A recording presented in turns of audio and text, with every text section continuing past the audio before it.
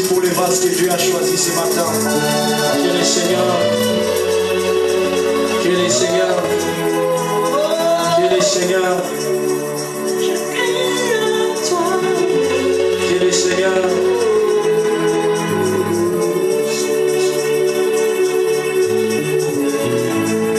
que le Seigneur te parle, que le Seigneur te parle.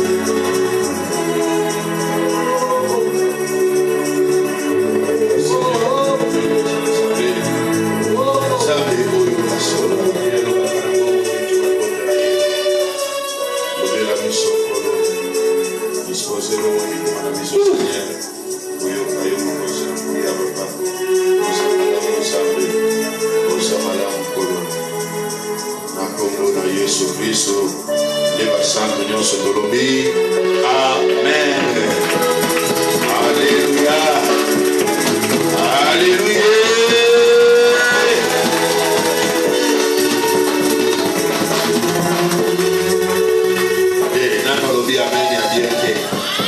Musique va trouver au Tigana. Mingongo na biso.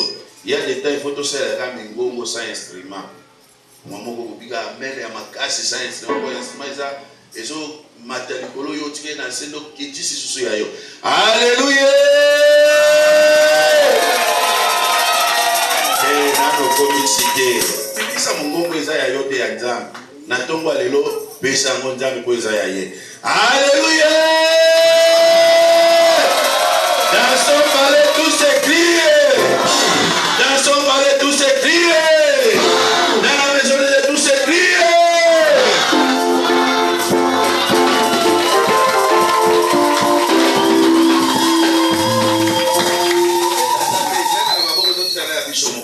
Dans la maison de tout s'écrie. Dans son palais tout s'écrie. Matin les sous.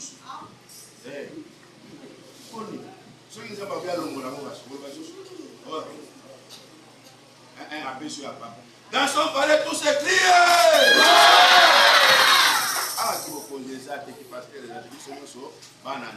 Dans son palais tout s'écrie. Tout s'écrie. Dans son palais tout s'écrie.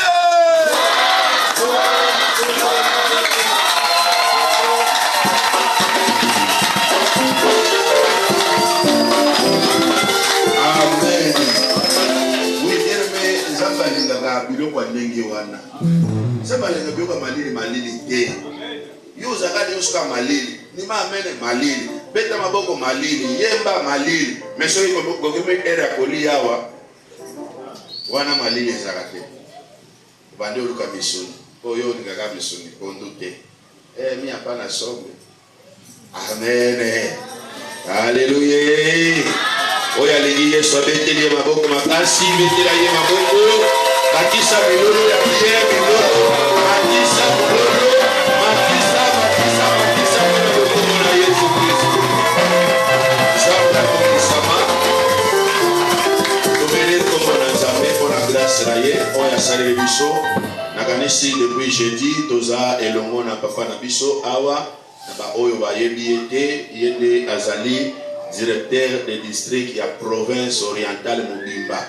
Donc yende azali papa oyazo kamba ba église nyonso ya province orientale et na tongo lelo pe na semaine oyo na mikolo oyo toza na grâce ya kozala na ye na kati na biso toza na lipamboli monene ya kozala na kati na biso et c'est pourquoi tolingi to yoka liloba na Nzambe à travers ye tango tozali ko yamba ye tobeteli Yesu na biso maboko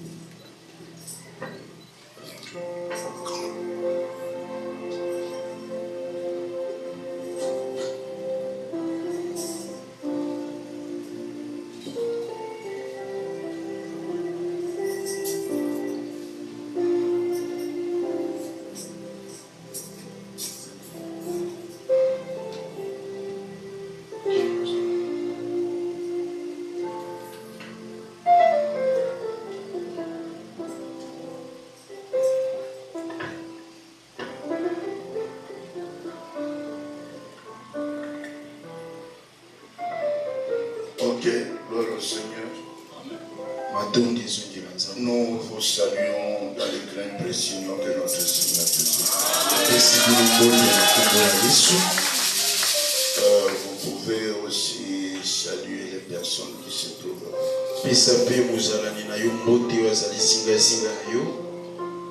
Dis-lui que Dieu te bénisse. Ok, vous pouvez vous asseoir.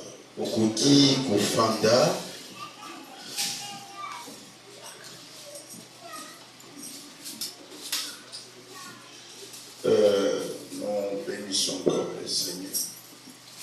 Nous bénissons encore le Seigneur. Pour la journée d'aujourd'hui. Il nous a gardés pendant toute la nuit. Et si nous sommes arrivés à ce moment, c'est la grâce de Dieu. La grâce est grâce. Lorsqu'on la considère comme grâce. Je crois depuis les jeudis, si je ne me trompe pas, pour tout ce qui était avec nous, nous avions introduit un enseignement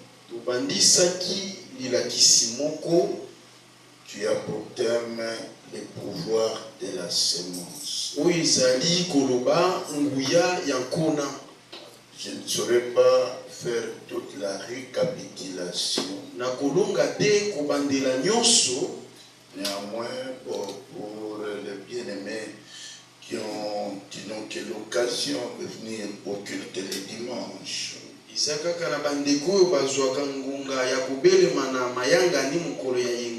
peut-être ils sont empêchés par leur travail.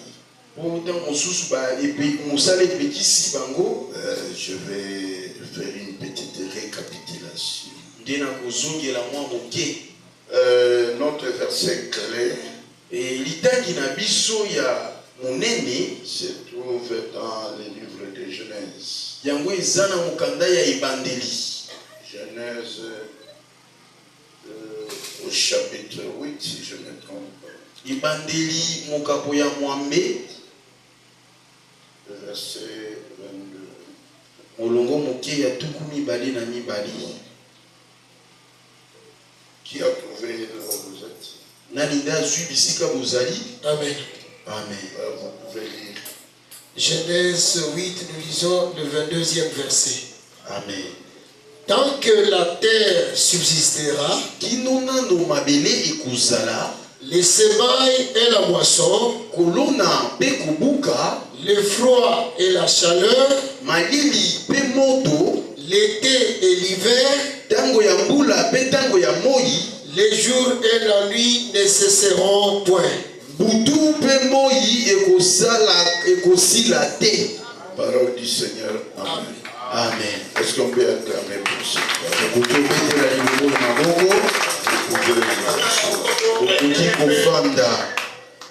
Bien-aimé, pour ceux qui n'étaient pas là, même si vous étiez là, et que vous ne m'aviez pas bien saisi, suivez maintenant. On a déjà prié pour la parole. Nous avons foi en Dieu à cette prière. Ici, c'est Dieu qui parle.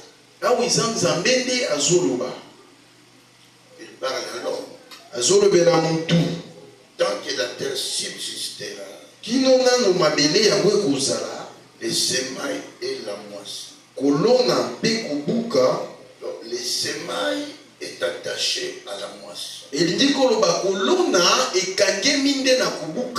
Le froid et la chaleur, l'été et l'hiver, les jours et la nuit ne cesseront plus. Donc ça, c'est une loi immuable. Donc personne ne peut enlever cette loi.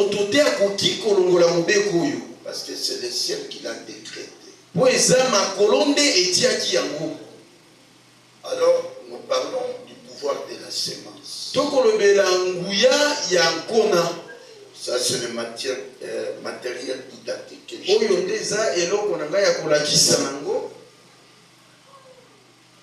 j'ai préféré prendre un avocat. Parce qu'il y a des avocats de très bonne qualité ici à Bunia. Et surtout à Aru. Moi, j'aime manger ça. Alors, bien aimé dans le Seigneur, je disais ceci. Ça, c'est l'avocat. Vous tous, vous connaissez ce fruit. Et ça, c'est le noyau. Le noyau se trouve à l'intérieur de l'avocat. Et je peux dire aussi, dans le noyau, il y a l'avocatier. Amen. Alléluia. Amen. Dieu t'autorise de manger l'avocat. Il t'autorise.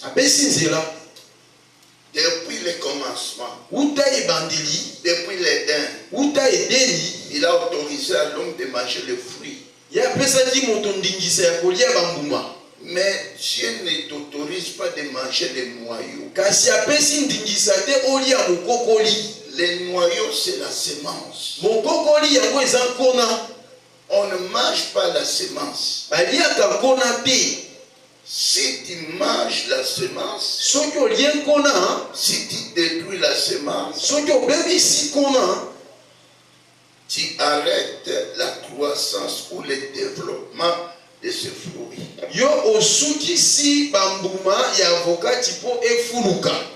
J'avais dit ceci. Le fruit t'appartient. Mais la sémence appartient à qui? À la terre. Alléluia. Amen. La sémence appartient à la terre. Si nous voulons multiplier les avocats,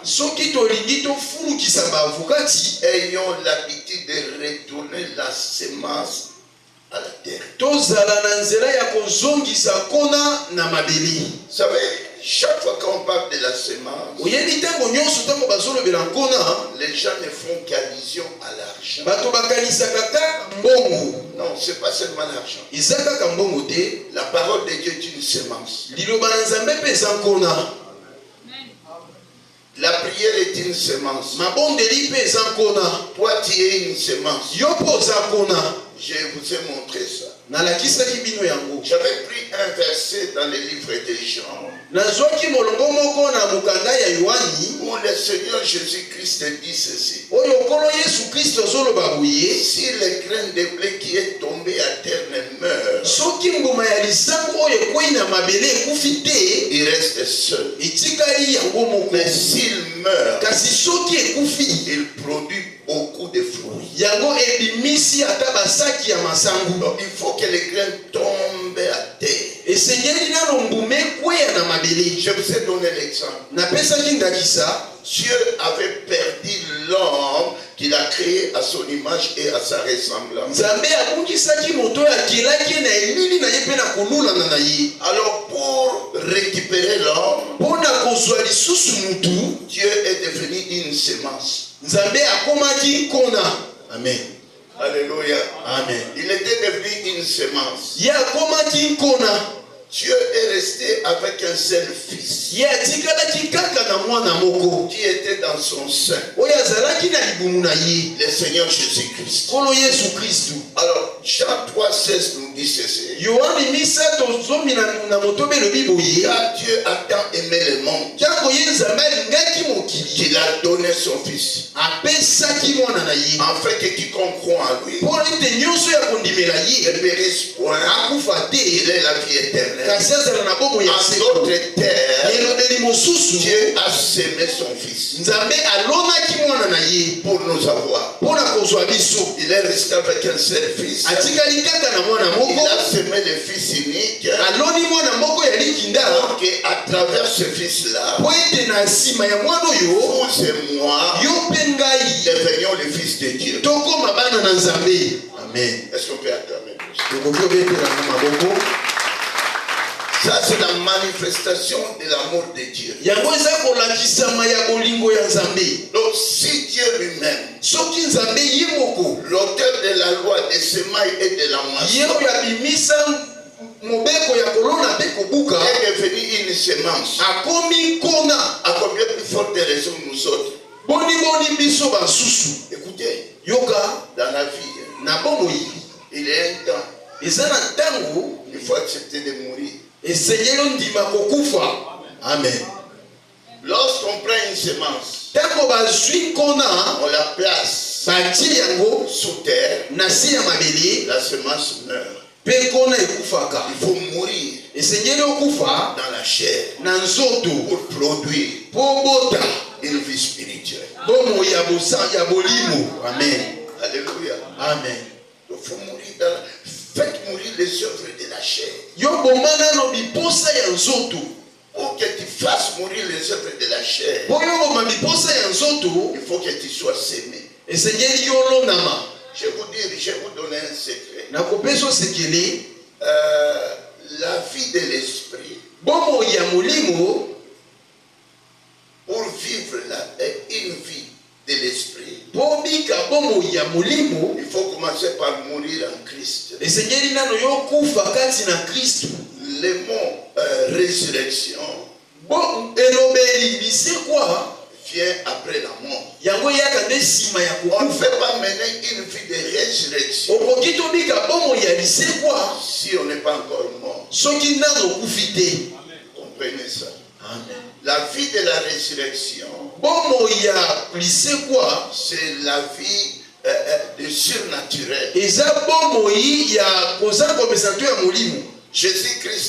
Jésus-Christ, quoi qu'il était Dieu, avant la résurrection, il ne pouvait pas passer n'importe où, parce qu'il avait une chair humaine. Mais après la résurrection, même si on fermait la porte et les fenêtres, Jésus pouvait entrer. Je peux vous dire quelque chose. On ne peut pas arrêter un homme spirituel. Je ne sais pas si vous me comprenez. Jésus dit ceci à Nicodème. Celui qui est né de nouveau, il est comme un vent. Amen. Les vents, on ne sent que le bruit. On voit les effets du vent. Mais on sait d'où il vient et où il va. Que Dieu fasse de toi un vent. Le jour où tu deviendras un vent, les sorciers ne t'arrêteront pas. Les ennemis ne te feront rien. Parce que personne ne peut arrêter les vents. Regarde ton voisin, dis-lui Amen. Est-ce qu'on peut acclamer pour la paix? Nous prenons Matthieu 13. Matthieu chapitre 13.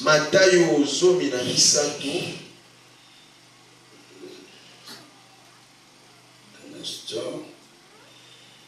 Oui, Matthieu 13. Nous allons prendre. Nous sommes dans la parabole du semeur. Parabole du semeur.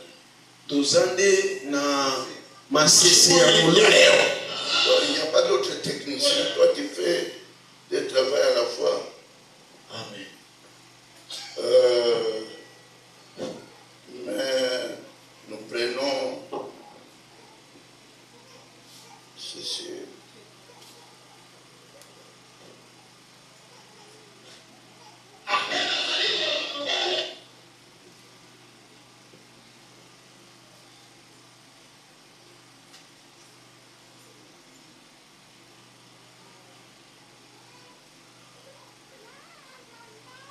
On avait lu quel verset avec vous? 37, 37, oui. Prenons le verset 13, 37. Matthieu 13, Ok, Totangi, verset 37. ok. Il répondit, celui qui sème la bonne semence, c'est le Fils de l'homme. Amen. Continue. Les champs, c'est le monde. Les champs. La bonne semence, ce sont les fils du royaume. Livrés, ce sont les fils du malin. Ok. Alléluia. Amen. Écoute ce que Jésus dit. Il dit celui qui sème la bonne semence, c'est le Fils de l'homme. Et il dit les champs, c'est le monde. La bonne semence, ce sont les fils du royaume. Alléluia. Amen. Donc toi aussi tu es une semence. Est-ce que vous comprenez ce que je dis? Tu es une semence entre les mains de Jésus. Et tu n'es pas n'importe quelle semence. Tu es une bonne semence.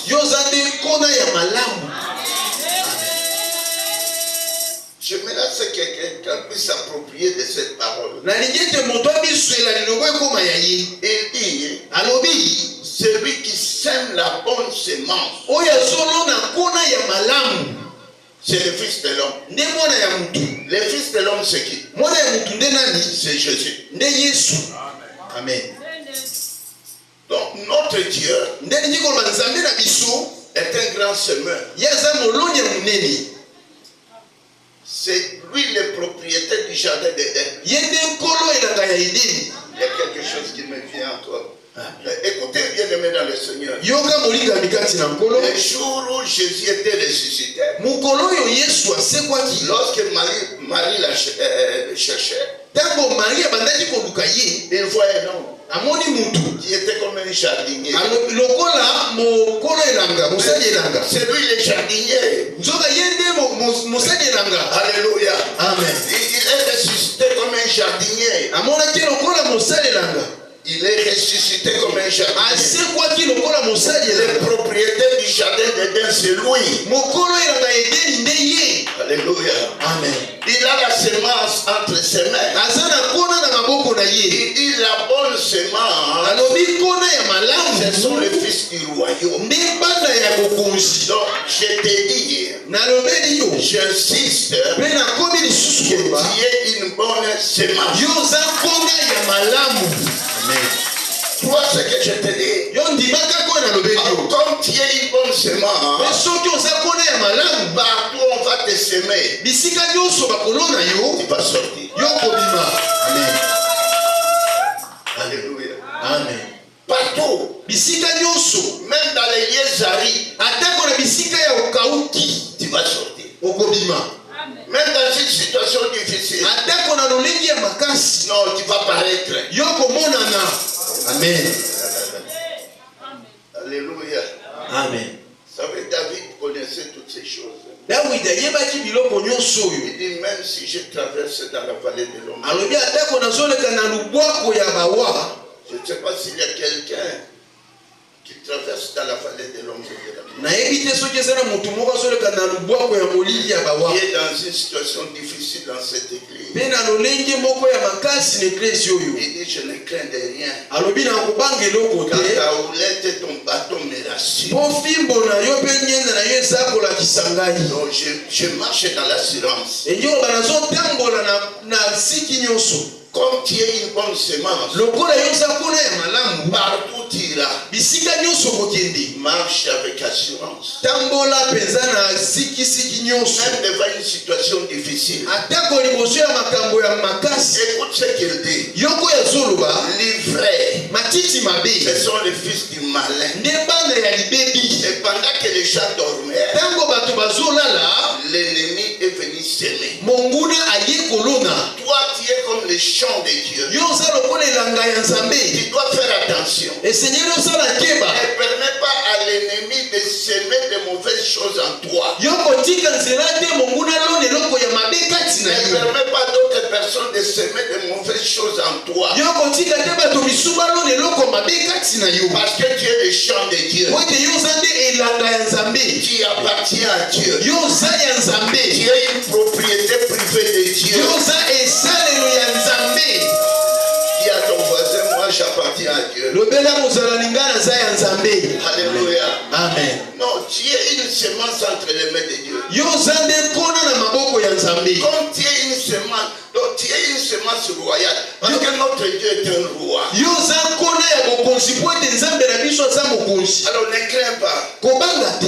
Je disais à un frère là, Na bandeko lobela ndeko mobali moko. je ne cite pas son nom ici. Na kotanga kombone awa te. On l'a mité quelque part. Batindaki ye na mobembo esika moko. Bon, oui, apparemment comme s'il n'était pas content. Ye mpenza na komona na bazaki kosepela te. Je lui ai dit, tu es une semence royale. Nga nayebi si oza kona ya bokonzi. Là, on t'a envoyé là. Kuna batindi yo kuna. Même si ceux qui t'ont précédé là-bas, Ateko baoyo bazalaki liboso na yo ça kuna. n'a pas tenu. Esimbelaki bango te. Avec toi, Kasi na yo ça tiendra. ekosimba. Amen.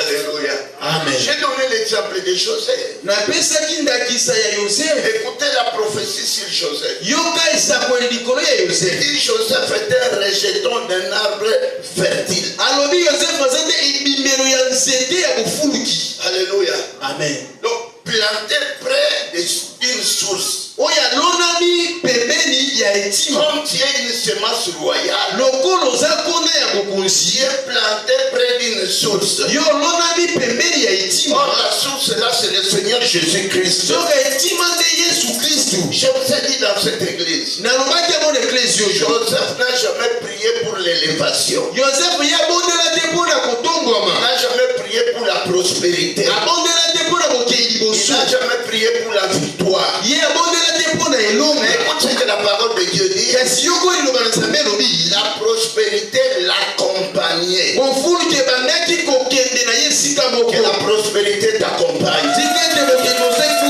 ekende Que ya le yo. bien-être t'accompagne. Olamu ezala na yo. Tout ce que Joseph est touché, Nyonso Yosefu abande kosimba. avec prière ou pas, Na mabondeli to te. Dieu le faisait prospérer. Nzambe abande kosala ekende liboso. Partout Joseph entrait, Bisika nyonso Yosefu abande kokota.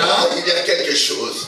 Partout Joseph entrait, Bisika nyonso Yosefu abande kokota. l'atmosphère spirituelle changeait. Moto ya molimo ebandaki kobongwana. Peut-être je vais vous dire quelque chose. Nalingi nano belelo Lorsque koboko. tu deviens une semence royale, Ntango yo okomi kona ya bokonzi. si même tu entres dans une maison, Ata kokoti na ndako moko. ça va changer. Ekobongwana. Là où il y avait la mort, Bisika liyo ezalaki. Dieu va donner la vie. Nzambe akopesa Là où bokonzi. il y avait la sécheresse, Wapi ezalaki na Dieu va kokawuki. donner l'abondance. Nzambe akopesa Là où il bofuluki. y avait l'humiliation, Wapi ezalaki na Dieu va kokitisa. donner la gloire. Nzambe akopesa nkembo. Amen. Amen. Amen. Josué n'avait pas beaucoup, et n'avait pas le temps de faire la prière des combats pour conquérir Canaan. Yosua yazaki na ngonga te ya kosala mabondeli ya etumba po alonga Kanana. Écoute ce que Dieu lui dit. Yoko Nzambe alobeli ye. Josué, Yosua. partout foulera les plantes de Dieu. Bisika nyonso matambe na yo konyata. Je te donne. Nakopesa yo. Amen. J'ai cherché un Josué dans cette église. Naluka Yosua moko na eklesi oyo. Partout les plantes de tes pieds fouleront là. Bisika nyonso matambe na yo konyata. Même si les gens se lèvent pour te combattre, Ateko bato batelemi mpo na kobundisa yo. ils te feront la guerre. Nakosala kobundisa yo. Dieu leur permet de te faire la guerre. Nzambe apesi nzela babundisa yo. Mais Dieu leur refuse la victoire. Kasi Nzambe aboleli bango elonga. Il dit, ils Amen. ne te vaincront pas. Alobi bakolonga yo te. Ah, c'est chez moi, que Dieu te bénisse. Ndeko yemima Nzambe apambola yo. Depuis que je suis arrivé ici, je te cherchais. Tuta nakomaki na bande koluka yo. À Kisangani, tu étais vraiment une semeur. Na Kisangani yo ozalaki mpenza mama moloni. Je dis, non, je dis. Nalobi azalaki mama mokati elanga. Chaque dimanche, il venait avec un paquet d'eau vive dans mon bureau là. yenga nyonso bandaki koya na mai na biro na ngai. Venez laisser ça pour les serviteurs. Akoki kotika ngo ata mpona basali. C'était une semence. Ezalaki kona. Elle sait ce que moi j'ai déclaré pour elle. Nayebi mpe oyo ngai nalobaki likolo na ye. Et ça va s'accomplir. Mpe kokokisama. Je l'ai dit comme serviteur. Nalobi yango lokola mosali. Écoutez, bien-aimés dans le Seigneur. Yoka molikami kati na Le nkolo. Dieu de la Bible est un semeur. Nzambe ya bibilia ye aza moloni. Et il a fait de nous aussi des semeurs. Asali mpe biso baloni. Tu es une semence royale. Yo oza nde nkona ya bokonzi. Écoutez, tu as une destinée en toi. Yo oza na lobi kati na yo. Les frères de Joseph, Bandeko ya Yosefu. sachant que Joseph était le rejeton d'un arbre vert, koyeba bete Yosefu azalaki ebimelo ya nzete ya bofuluki. ils l'ont vu venir de loin. Bamoni ye kouta mosika. Ils se sont complotés contre lui. Bango basanganeli ye. Ils ont dit, bon, prenons, tuons-les et nous verrons ce que deviendront ces visions. Balobi tokoma ye totala nini bandoto na ye kokokisama. Écoutez-moi, Yokanga c'est lui qui a la destinée. oyo aza na lobi. Même si vous vous complotez contre lui, Atako bozokungisa ye la bozosanganela parole de ye. Dieu dit ceci. Liloba na Nzambe elobi boye. Quiconque se liguera contre toi Baoyo nyonso bakosangana mpo na yo. tomberont sous ton pouvoir. Bakokwea likolo ya bokonzi na C'est yo. pas moi qui le dis. Eza ngai te C'est la nazoloba. parole de Dieu Eza liloba na Nzambe. qui fait cette parole-là. Ika liloba oyo. Marcher avec cette parole-là. Tambola na liloba oyo. Celui qui marche avec la parole Oyo azotambola na liloba. marche avec Dieu. Azotambola na Nzambe. Amen. Amen. Enoch marcha 365 ans avec Dieu. Enoki abatambolaki 365 ans bango na Nzambe. Une année solaire, c'est presque 365 jours.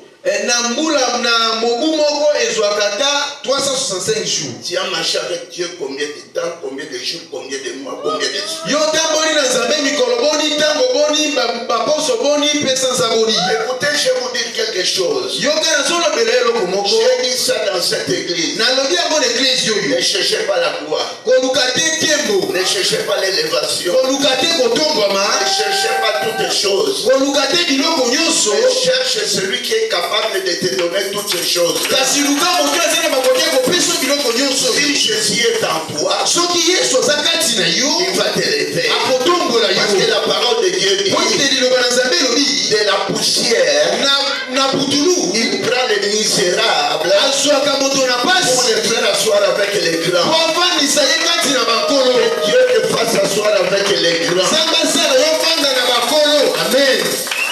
Amen. Je vais vous dire que, pour raconter une petite histoire là. Nakobetela mwa lisapo moke. Une fois, Tango moko. ça fait plus de 10 ans, Eleki atambola zomi. que Dieu te bénisse. Aussi.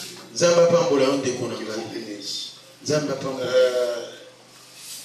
Un de nos pasteurs Moko ya babateli na biso. me dit, pasteur, tu vas m'accompagner à la grande assemblée sur la première rue. Alobi yo kokamba ngai kuna na eklese na biso ya monene na Kisasa. Nous étions à Kinshasa, nous sommes partis. Tozalaki na Kisasa tokei. Il a prêché. Atei. C'était extraordinaire. Ezalaki penza malamu. C'était le pasteur Michel Kingou. Ezalaki mobateli Michel Kingumba. Beaucoup le connaissent. Bato mingi bayebi ye. Après, on est rentré. Tango tozongi. Quelques jours après, Sima ya mikolo. je dors. Nazolala. Dieu me montre que je prêchais dans la grande assemblée. Nzambe alakisi nga mpe nazoteya na eklese ya monene. Je dis bon, Ngai nalobi ngai. prêcher dans cette assemblée. Koteya kuna na eklese oyo. Alléluia. Amen. Laisse-moi vous dire, Tika nalobela yo. quelques années après, Sima ya mbula. j'arrive Nakomi. à Kinshasa. Na Kisasa. Un certain vendredi, Ezalaki mokolo ya mitano. mon téléphone sonne. Babengi na alo na ngai. Je réponds. Na- C'est un diacre qui me parlait là. Na yanoli ezalaki papa diakono nde abandaki koloba. Il me dit, Pasteur William, Alobi mobateli William. hier, Lobi loleki. le pasteur Moïse nous a dit Papa, Mose alobi. C'est toi qui prêches au premier culte à la grande assemblée. Yondo kote na mayanga ni aliboso ya tongo na église ya monene. Écoutez, j'ai dit, mais qu'est-ce que je vais prêcher devant tous ces gens? Ngana lobi na etuluku ya bato na kote ya nini? Plus de 6 000 personnes. Bato baleki ata 6 000. Je suis venu. Na ye, quand j'ai commencé à prêcher, tango na bandi koteya, je n'ai jamais vu une telle onction. Na mona nano mafuta ya boyete. Toute l'église debout. Église ya nyonso bato batelemi. Alléluia. Amen. Est-ce qu'on peut acclamer pour la grâce de Dieu? Nous sommes en bien. Amen. Nous sommes en bien. J'ai prêché pendant 1 heure. Na tei kaka sima ya saa moko. Vous savez combien ils m'ont donné? Webi mbongo boni bapesa kinga. Après le culte. Sima ya mayanga ni. Après une prédication d'1 heure. Sima ya mateya kaka ya saa moko. On m'a donné $800. Bapesi ngai $800. Quelle est cette société qui paye $800 pareil? Société qui ne coûte que $800 si ma tango moko kaka. Alléluia. Amen. Donc Dieu peut te payer $800. Nzambe kotia futa yo $800. Il peut te payer même au-delà de ce que tu penses. Akotia futa ta likolo ya oyo zokanisa. Reste une semence royale entre les mains de Dieu. Tikala kona ya bokonzi na maboko ya Nzambe. Alors nous allons prendre encore un autre verset. Tokozwa lisusu molongo mususu. Je vais lire ici. Tokotanga wa. Quoique mon téléphone s'est déposé. Nous sommes dans les livres de Psaume. Toza na nzembo. Prenez le psaume. Tozwa nzembo.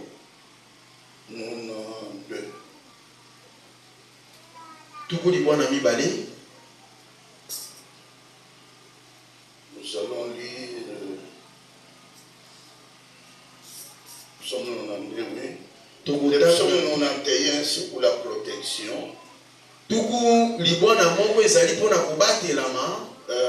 Le psaume 92, Nzembo tuku libwana mibale. Psaume qui parle, je crois, de l'élévation.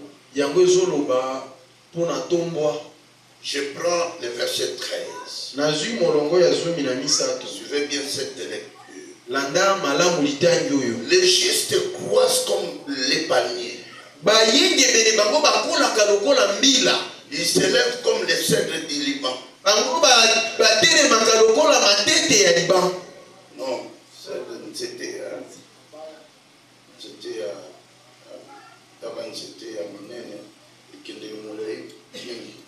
planté dans la maison de l'Éternel. Il prospère dans les parvis de notre Dieu. Il porte encore des fruits dans la vieillesse. Ils sont pleins de sève et verdoyants.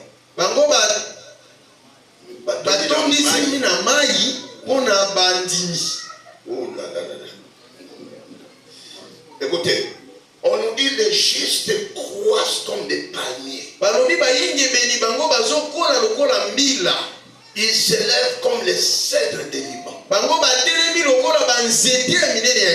Donc, plantés dans la maison de l'Éternel. Donc,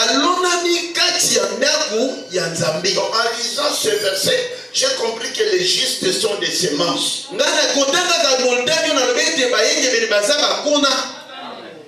Vous comprenez ça? Amen. Planté dans la maison de l'Éternel. Quand on parle de la maison de l'Éternel, ce n'est pas ce temple ici. Dieu n'habite pas les temples faits de mains d'hommes. Mais sa présence est là. Mais Dieu habite dans les temples qu'il a fait lui-même. Et savez-vous pas que vous êtes les temples de Dieu? Et que l'Esprit de Dieu habite en vous. Et le vrai temple où Dieu réside, c'est dans sa parole. Alléluia. Amen. Quand on dit planté dans la maison de Dieu, planté dans la parole. Écoutez-moi ce matin, bien-aimé dans le Seigneur. Si tu es planté dans la parole, même si tu passes un mauvais temps, même si tu connais des combats, sois sûr et certain, la parole qui est là, elle va te protéger, elle va te défendre, elle va te conduire. Parce que la parole, c'est Dieu lui-même. Amen. Planté dans la maison de l'Éternel, il prospère. Que la prospérité t'accompagne dans ton travail, dans ta famille. Je dis à une personne dans tes activités, partout tu seras, que la prospérité t'accompagne comme elle avait accompagné Joseph. Même dans la prison, la grâce de Dieu était sur lui. Alléluia. Amen. Écoutez-moi. La grâce est grâce si on la considère comme grâce. Amen. Tel que vous êtes là, cherchez une seule chose. La présence de Dieu. Le reste c'est fini. Quand Dieu est avec toi, c'est lui qui va apporter la solution à tous tes problèmes. Rien que la présence de Dieu dans ta vie. Vous savez, lorsque Jacob a fouillé son frère Esaïe, il arrive à Luz, là où il a passé la nuit. Vous savez ce qu'il a vu. Il dit, mais cet endroit est redoutable. Moi je ne le savais pas. Là où il y a Dieu, cet endroit devient redoutable. La personne qui porte Dieu, il devient redoutable. Amen. Alléluia. Amen. Il dit, je ne le savais pas. Il y a beaucoup de gens qui ne sont pas conscients de la présence de Dieu. Non. Apprenez à être conscient de la présence de Dieu dans vos vies. Même si tu es dans une situation difficile, crois que Dieu est avec toi. Amen. Alléluia. Amen. Faut croire. Mon juste vivra par la foi. Je reçois la recommandation de prier pour les travailleurs et ceux qui ont des difficultés dans leur travail. Je vais prier pour vous. C'est Dieu, je ne sais pas. Il a voulu que ce soit ainsi. Bien-aimé dans le Seigneur, sois une semence entre les mains de Dieu. Une semence royale. Si Dieu te sème, personne ne peut te déraciner. Amen. Alléluia. Amen. Je dis personne ne peut te déraciner. Vous avez une grande bénédiction qui se dirige vers vous. La bénédiction de bâtir la maison de Dieu. Je viens d'Arou. On a bâti l'église là, un temple là. Pourra contenir 600 à 700 membres. Dans toute la ville d'Arou, je dis bien, dans ce territoire-là, il n'y a aucun temple comparé à notre temple. Vous savez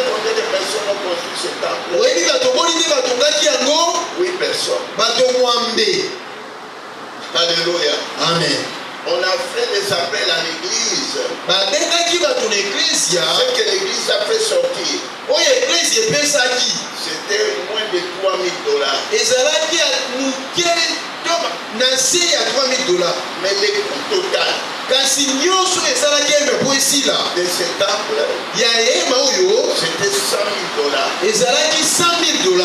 8 personnes. bato mwambe Il y a des gens qui ont donné, il a donné 50,000 de lui-même. eza na bato oyo bapesaki 50,000 na bango moko. Et je leur ai dit ceci. mpe nalobelaki bango boye Les jours où vous aurez un problème, mokolo bokozala na likambo allez dans ce temple-là. kende na tempele oyo Touchez seulement les murs du temple. yosimba kaka bitutu ya hema Et commence à parler à Dieu. mpe banda kolobela nzambe Tu verras la solution. okomona biyano. Il y a un frère qui avait un problème. eza na ndeko mobali moko azali na likambo Avant que je ne puisse quitter Arou, yango ete nga na bima amu je l'ai appelé hier. nabengaki elobi Je loleki lui ai dit comment ça va. nayebisa loleki Il est ekineza parmi ceux qui ont construit ce temple-là. aza kati ya bato oyo batongaki tempele oyo Il dit, pasteur, alobi mobateli Dieu a opéré un miracle. nzambe asali likamwa Le problème a été résolu. makambo nyonso esimbi Que mon Dieu puisse résoudre ton problème. nzambe na nga asilisa makambo na yo. Mais il faut être un semeur. kasi esengeli ozala nde molongi. Le dernier verset. mokapo ya suka Genèse. ebandeli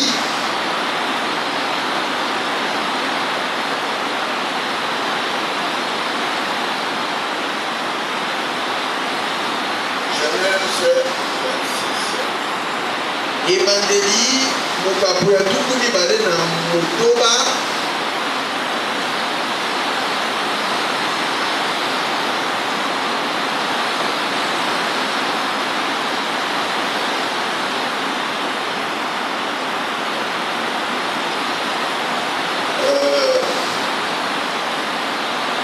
Nous allons lire le verset 1. tokotanga molongo ya liboso.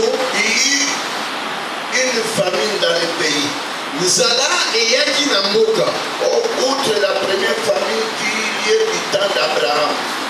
koleka banzala nyonso oyo ezalaki na ntango ya abrahama. Et Isaac alla vers Abimelech, roi des Philistins, à Guérar. mpe isaka ake epai ya abimeleki mokonzi ya bafiliste. L'Éternel lui apparut et dit, nkolo alimeli ye mpe alobi ne descends pas en Égypte, yo kokita te na ezipito. demeure dans le pays que je te dirai. yo wumela na mboka oyo ngai nakolakisa yo. Séjourne dans ce pays-ci, avant nabikaki na mboka oyo pendant la mboka. efanda na mboka oyo Je serai avec toi nakozala na yo et je te bénirai. nakopambola yo. Sortons, prenons le verset 6. topikwa tozwa molongo ya motoba. Isaac resta à Guérar. isaka ye abikaki na gerari. Et vous savez ce que Dieu avait fait? oyebi oyo nzambe asalaki. La parole de Dieu nous dit ceci. liloba na nzambe elobeli biso boye Au verset 12, na molongo moke ya 12. Isaac sema dans ce pays. isaka ye alongaki na mboka oyo Et il recueillit cette année le centuple. mpe ye abukaki na mokama. Car l'Éternel le bénit. po ete nzambe apamboli ye. Cet homme devint riche. moto oyo akomaki moswi. Il alla s'enrichissant de plus en plus. ye akendeki lisusu moswi akokoma kaka na moswi Jusqu'à ce qu'il devint fort riche. kino akomi mpenza moswi makasi. Il avait des troupeaux de mini bétail et des troupeaux de gros bétail. ye azalaki na banyama ya mike mpe ya minene Et un grand nombre de serviteurs. mpe basali ebele. Aussi les Philistins lui portèrent envie. kino bafilistin oyo bakomi komula ye. Amen. amen. On nous parle d'Isaac. nazolobela biso na isaka. Il y eut famine au pays des Philistins. nzala eyei na mboka Les Philistins. ya mboka ya bafilistin. Alors Isaac voulait suivre le modèle de son père Abraham. isaka alingi alanda lolenge ya tata na ye abrahama. Il voulait descendre en Égypte. ye alingaki akita na ezipito. Mais Dieu lui dit, kasi nzambe alobeli ye ne descends pas en Égypte. yo kokita te na ezipito. Reste dans ce pays-là. tikala na mboka oyo. Malgré la famine, ata konzala malgré les difficultés, ata komikakatano malgré les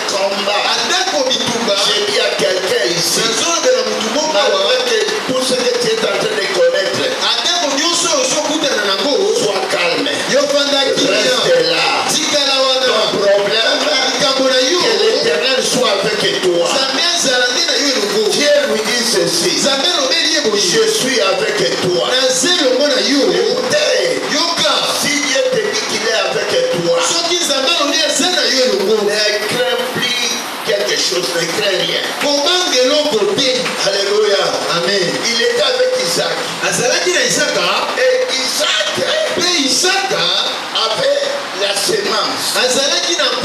Il était un semeur. Malgré les moments difficiles, malgré tout ce que tu es en train de connaître, apprends à semer de bonnes choses pour l'œuvre de Dieu. Chaque fois que l'occasion se présente, pour la gloire de Dieu, apprends à semer. Et le Dieu de la Bible ne t'abandonnera pas.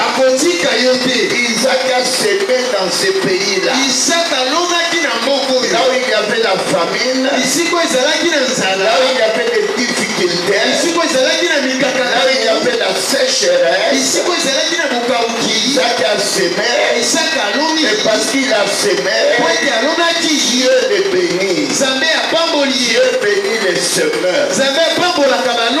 Amen. Alléluia. Amen. Je vous avais dit hier, avant-hier, il n'y a qu'un seul peuple à qui Dieu n'a pas autorisé de semer.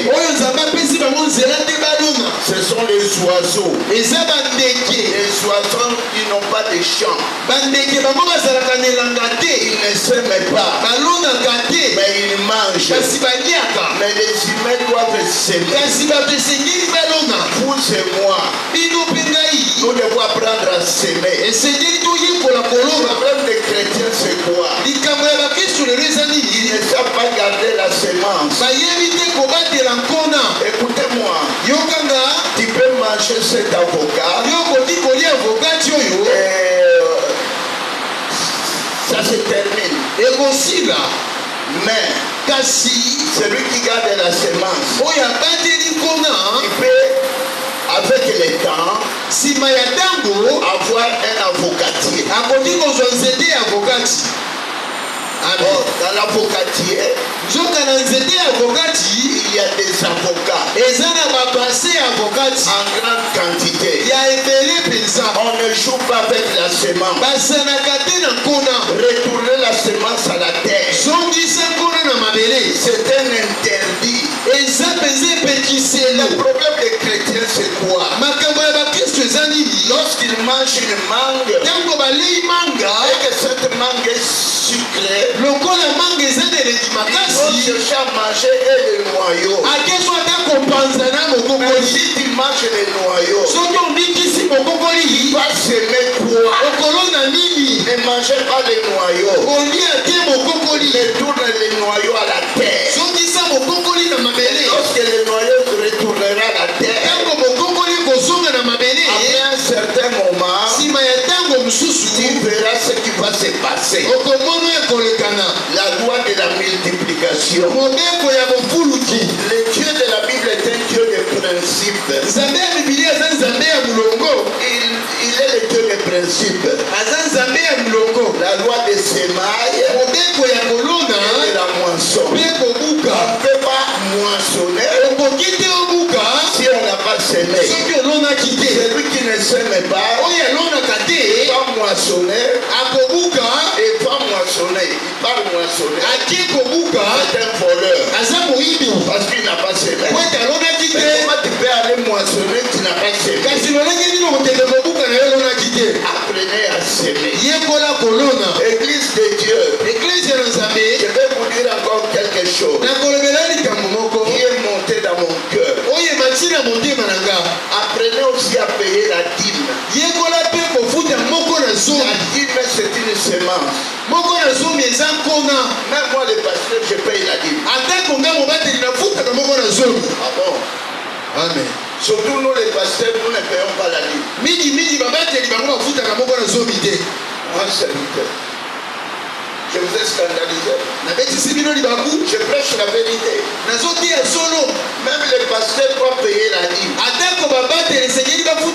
Ne mangez pas les noyaux. Même l'église paye la dîme. Les pasteurs journal, c'est ça. L'église doit payer la dîme. C'est que nous appelons la dîme des dîmes. Vous avez $200. Vous avez reçu une dîme de $200.